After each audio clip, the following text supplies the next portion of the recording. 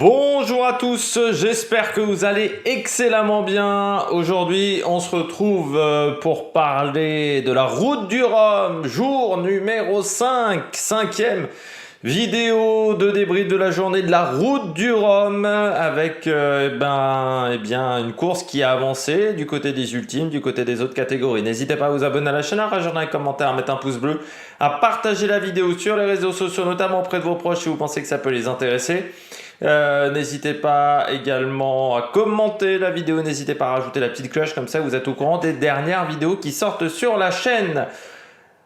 On va commencer tout de suite avec les ultimes qui sont donc au point de 15 heures à environ 1100 nautiques de l'arrivée. Arrivée prévue, on commence à faire ce qu'on appelle des ETA, donc des estimations de temps d'arrivée. Dans 48 heures, on va dire. Alors c'est toujours un petit peu compliqué parce que faut savoir que sur la route du Rhum, la traversée, enfin le contournement de la Guadeloupe est toujours un petit peu compliqué, prend toujours beaucoup de temps et qu'on peut avoir des surprises dans cette région-là du globe. Il peut y avoir encore des surprises parce que pour l'instant, les alizés, elles sont intéressantes, mais elles sont encore très instables, ces alizés, comme on peut le voir. C'est-à-dire qu'on voit bien la dépression. Le principe même du dépression avec le nœud à l'intérieur, le centre où il y a peu de vent, et puis bon le vent il est encore assez aléatoire, on n'est pas sur des alizés tip top. J'ai envie de dire ça commence à devenir assez récurrent dans ce sens là, d'avoir des alizés un petit peu compliqués, plus dur à prendre dans le sens descente de l'Atlantique que dans le sens remontée de l'Atlantique, où parfois ça devient maintenant très compliqué d'aller choper les alizés. On l'avait vu notamment sur le Vendée Globe cette année. Enfin, sur la dernière édition du Vendée Globe, c'était pas cette année le Vendée Globe. Bon, on commence avec les ultimes. Charles Caudrelier, qui a repris de l'avance. Hier, il y avait un gros match. Sverre Lazartigue était même passé devant au moment où on avait fait la vidéo. Sverre Lazartigue était passé devant. Il y a 2 jours. Et puis, bon, c'était toujours très serré. Il y avait 20 000 nautiques d'écart. C'était pas énorme. Mais bon, hier, Charles Caudrelier et Gitana ont fait une très bonne journée. Et surtout, on a l'impression qu'Sverre Lazartigue est un ton en dessous en termes de vitesse. C'est-à-dire qu'il est toujours un nœud, 2 nœuds en dessous. En plus, Sverre Lazartigue, pendant la nuit, François Gabard a dû réparer un foil. Il a eu un souci sur un foil. Il a dû se mettre quasiment à l'arrêt pendant 2-3 heures. Donc ça lui a coûté du temps, ça c'est clair et net. Et puis pendant tout le moment où le foil était endommagé, le bateau allait beaucoup moins vite. Ça ressemblait plus au bateau de Francis Joyon qu'à SVR Lazartigue. Mais on voit quand même qu'il est toujours une chouille en dessous. On voit que Gitana, tout est optimisé sur le bateau, alors qu'SVR Lazartigue, il y a encore des petites informations à récupérer, des petits réglages encore à peaufiner sur le bateau de François Gabard. Troisième, Sodebo Ultime 3 avec Thomas Coville, pour l'instant bien accroché à cette 3e place pour Thomas Coville. Là aussi, il n'arrive pas à suivre les concurrents en termes de vitesse pure, ce qui est quand même assez inquiétant parce que normalement, Sodebo devrait être un bateau performant avec ce système d'avoir un cockpit au centre du bateau qui permet une meilleure répartition des masses. Mais on a le sentiment que pour le moment, ce bateau n'est pas aussi performant que ses homologues, que Sodebo n'arrive pas à être aussi bon sur les bateaux volants que François Gabard, que Charles Caudrelier, que Gitana qui a sa référence, mais même SVR Lazartigue, l'écart est quand même de 75 000 nautiques avec SVR Lazartigue, donc ça fait un petit peu beaucoup. Derrière Idexport, toujours en bagarre avec Yves Le Blévec, il y a un beau match entre les deux, entre les deux skippers, 30 000 nautiques d'écart. Alors Francis Joyon qui avait pris un peu plus d'avance ce matin, en début d'après-midi, vraiment l'écart s'était agrandi entre les deux, puis ça s'est de nouveau réduit entre Francis Joyon et Yves Le Blévec. Yves Le Blévec un peu plus au sud que Francis Joyon. Et puis Arthur Levaillant, alors qui est dans une zone, comme vous le voyez là, c'est la météo dans 1 heure, mais c'est à peu près le vent qu'il a actuellement. Arthur Levaillant qui a du vent un peu plus faible que ses copains, donc c'est un petit peu plus compliqué pour lui de suivre le rythme, désormais à 900 000 nautiques de la tête pour Arthur Levaillant. Et puis derrière on retrouve Armel Lecléache qui est ici au large des Açores. Il navigue très très bien, Armel Lecléache, le bateau va vite. Il va avoir des regrets suite à son problème technique parce que vraiment il a mieux traversé cette portion-là que ses petits copains depuis son redémarrage, et il est même en train de passer devant Romain Pillard sur son Use It Again by Estia. Il est même légèrement passé devant. On continue avec les Ocean 50. Là on voit que les différences se sont vraiment faites entre les Ocean 50 et les ultimes, hein. Dès que le vent est très fort, les Ocean 50, comme ils sont moins longs, hein, 15 mètres contre 32 mètres de l'autre côté, forcément ils n'ont pas la même puissance, ils ne peuvent pas aller à la même vitesse. Du côté d'Arkema, on est toujours en tête, même si l'écart avec Erwan Leroux et Sébastien Rogue, surtout avec Erwan Leroux était à 70 000 nautiques hier, donc l'écart s'est un petit peu réduit.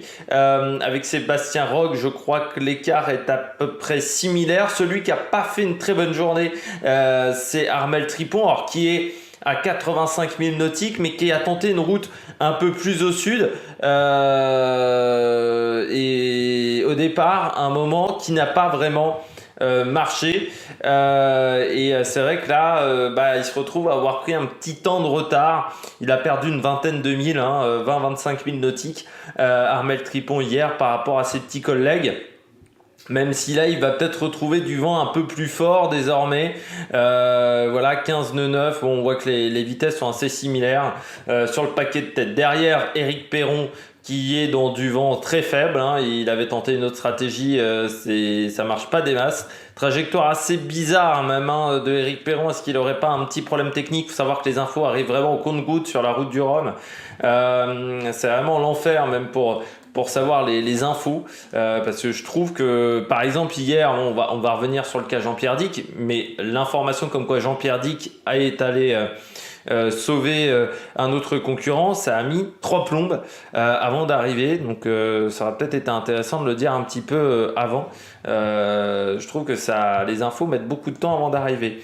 Donc Quentin Vlaminck toujours en tête, donc maintenant 52 000 nautiques d'avance sur Erwan Leroux, Sébastien Rogue 3e, Armel Tripon 4e, Éric Perron 5, et puis GCA 1001 Sourire avec Gilles Lamiré à 330 000 nautiques. C'est une course un peu compliquée, pour Gilles Lamiré, qui a pris du retard d'entrée, il a pris très vite 150 000, 180 000 nautiques. À un moment, il était un petit peu revenu, puis il s'est retrouvé dans un système météo qui était légèrement différent de ses copains et qui était un petit peu moins performant du côté de Gilles Lamiré. Donc voilà, pas évident. 6,9 nœuds seulement sur les 24 dernières heures, donc voilà, c'est compliqué pour Gilles Lamiré. On passe aux IMOCA. Apivia, toujours largement devant ses petits collègues, vraiment impressionnant quand même, Charlie Dalin. Il nous a fait des journées vraiment très très performantes. À côté de lui, le dauphin quand même à 82 000 nautiques. Derrière, c'est Jérémy Bayou.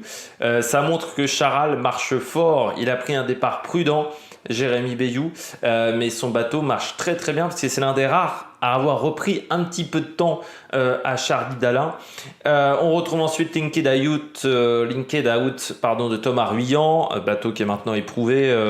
On le connaît, le bateau de Thomas Ruyant, on connaît le skipper aussi. Kevin Escoffier également marche bien.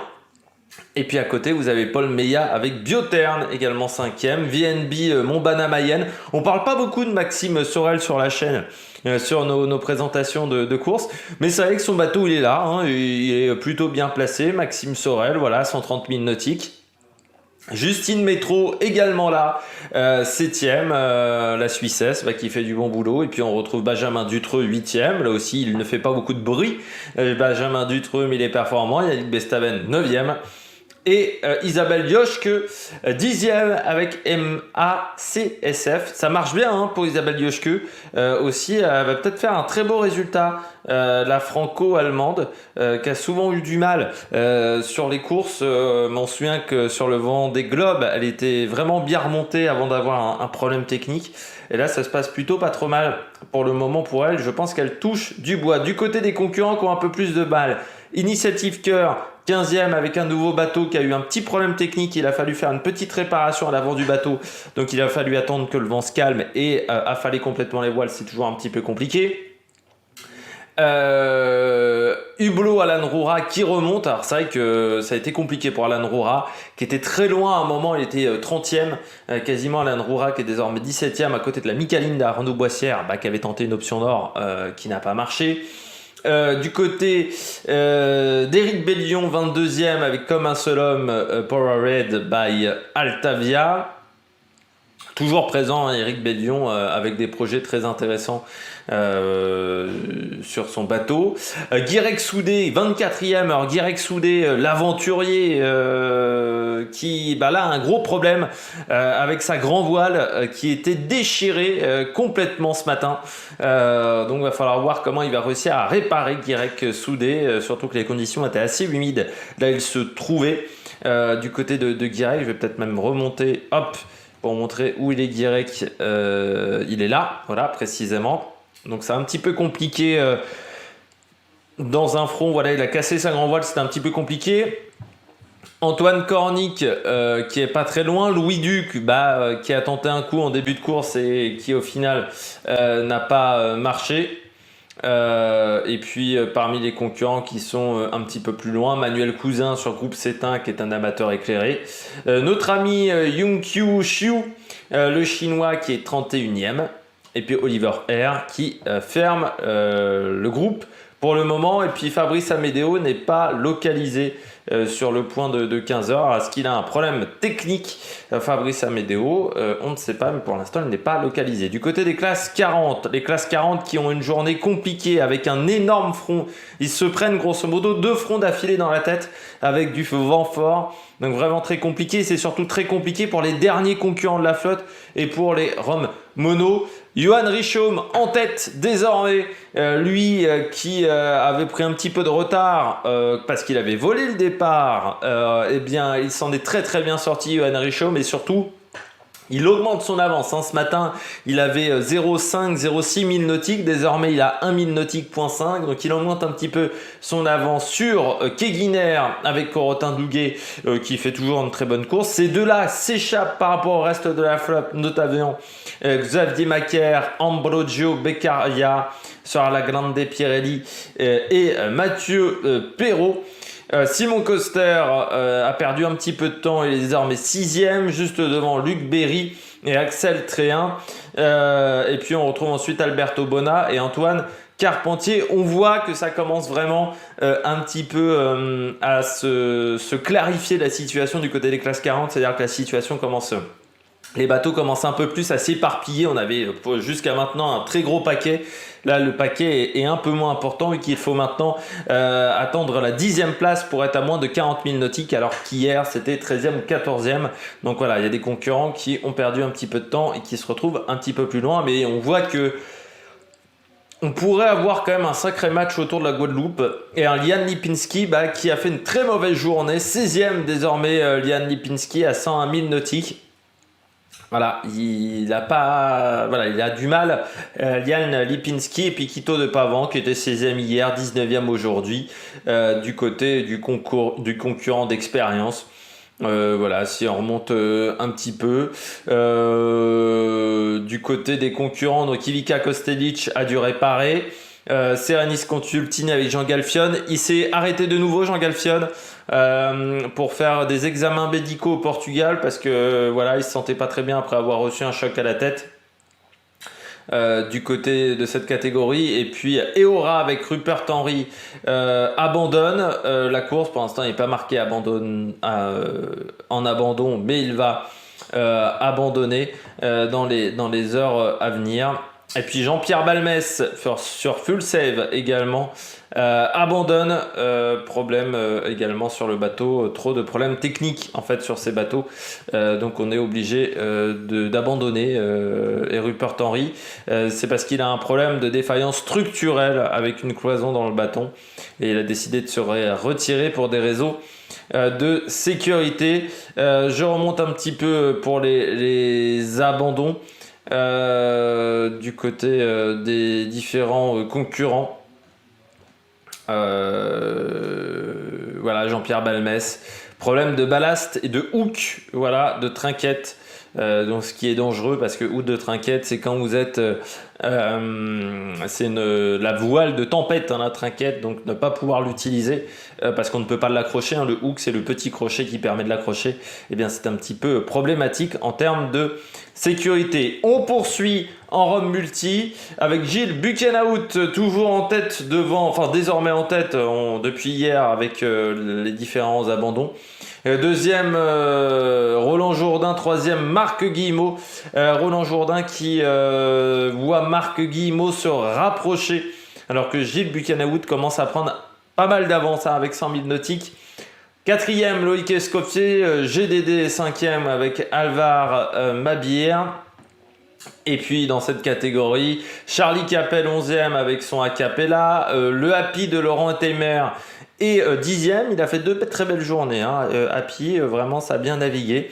Et puis Philippe Poupon qui remonte du côté du classement, 13e avec le flot de Florence Artaud. Et puis en Rome mono, Jean-Pierre Dick en tête. Alors Jean-Pierre Dick qui en plus va avoir une compensation de temps parce qu'il a aidé Brieuc Maisonneuve avec son bateau, il l'a secouru, ça c'était l'info d'hier. Donc Jean-Pierre Dick qui a réussi à s'en sortir. Alors ça a été toute une aventure, hein, le sauvetage de Brieuc Maisonneuve, parce que il faut savoir que Jean-Pierre Dick au départ est arrivé sur zone, on lui a indiqué une zone, hein, les organisateurs ont indiqué une zone où devait se trouver le bateau du concurrent français qui venait de chavirer, sauf que Jean-Pierre Dick quand il arrive sur zone, il voit personne.